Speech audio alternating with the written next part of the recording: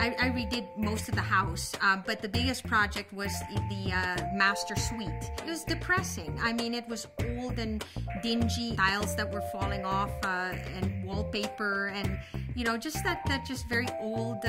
Just everything was very antique, I guess. Not in a good, not the good kind of antique. And I thought that it would be more of a challenge to have to explain to another person exactly how I wanted things.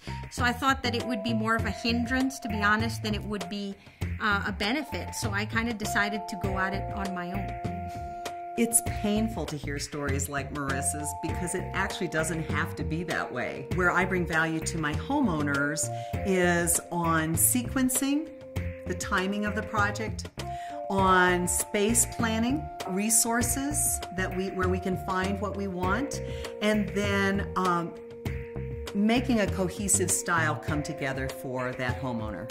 I thought that if I ordered all the materials ahead of time, I would have everything on schedule. I knew what I wanted. I thought, well, when they come, we're just going to put them together and everything's going to be perfect. And I have to say, I can't think of one thing, and I honestly say there's one thing that worked perfectly. I think there are some stereotypes. I think that they believe that it's only for really wealthy people who maybe live in million-dollar homes. I think they get some impressions that we're divas and that we're going to force certain design decisions on them that maybe aren't in a style that they like or enjoy, or a color that they like or enjoy. I do a lot of work in AutoCAD.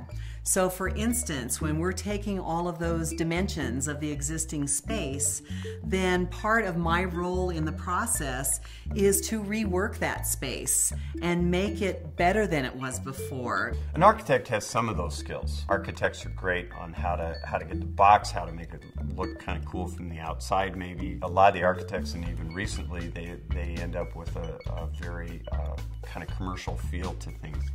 It's the greens, the browns, the typical thing that you'll see on the outside of the buildings, and then they want to bring that feel on the inside.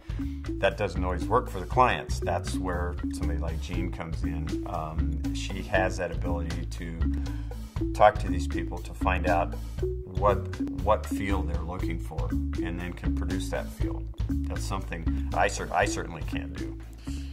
In retrospect, I would never do this again on my own. And I say that from the heart. I would hire somebody immediately. If I could have homeowners understand one thing, I want them to not be afraid to explore the idea of working with an interior designer.